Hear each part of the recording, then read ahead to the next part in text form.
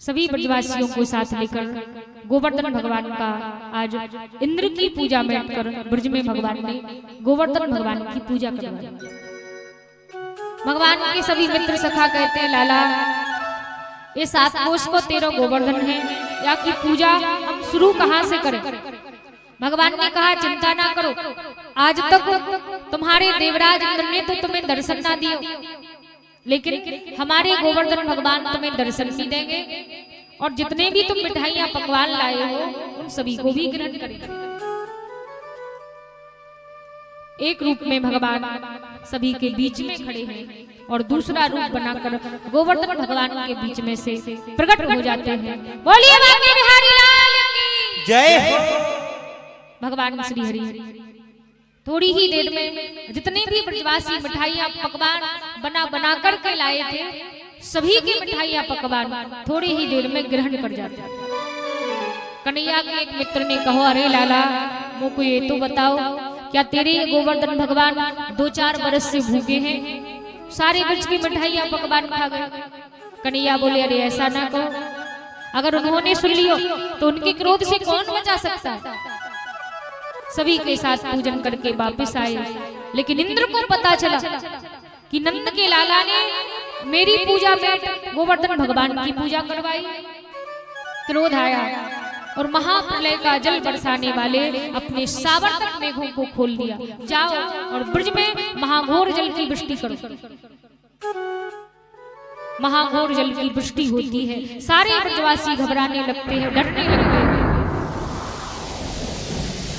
दौड़े दौड़े नंद महल के पास पहुंचे, नंद बाबा से कहा, अरे बाबा अपने लाला को समझाओ, या कन्हैया के कारण ही हमने इंद्र की पूजा ना की, अब देवराज इंद्र के कोप से कौन बचाएगा? इतने में कन्हैया आए, चिंता ना करो, जिनकी हमने पूजा की चलो उन्हीं के पास चलते हैं, वही रक्षा करेंगे। और सबके साथ भगवान गोवर्धन भगवान के समीप पहुंचे।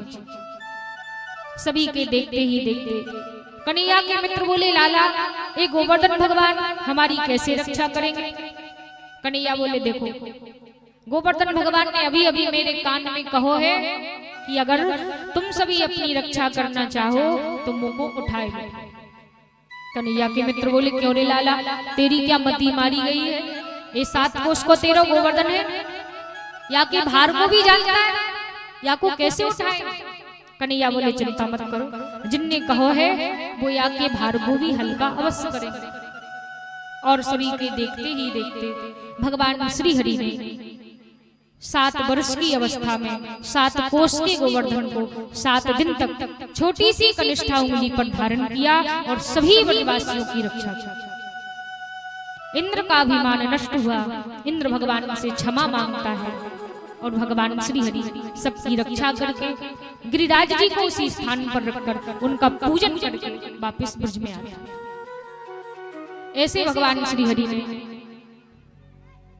7 वर्ष की अवस्था में गिरिराज भगवान का पूजन करवाया, गोवर्धन पूजा। अब भगवान थोड़े और बड़े होते हैं, बड़े ही सुंदर बांसुरी भगवान श्री हरि बजाते हैं।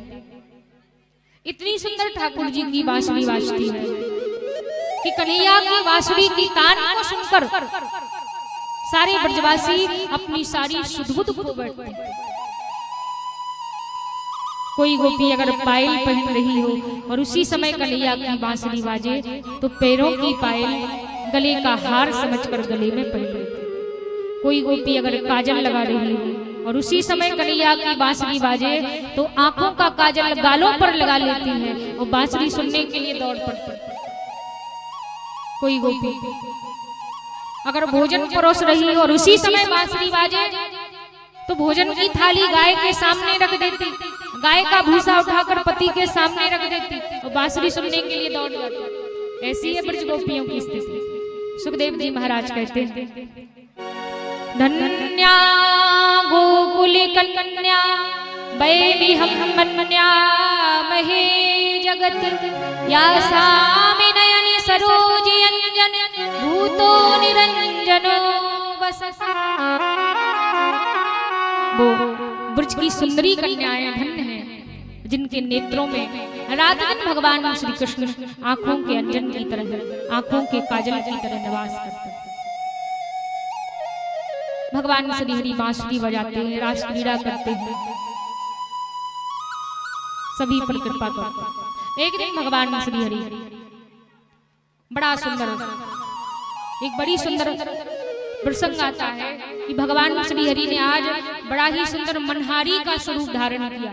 भगवान एक बड़ी सुंदर चूनर को ओढ़कर साड़ी पहन करके चूड़ियां बेचने के लिए जाते हैं। आइए सभी प्रेम से ताली सेवा करते बोले, मनहारी का भेष बनाया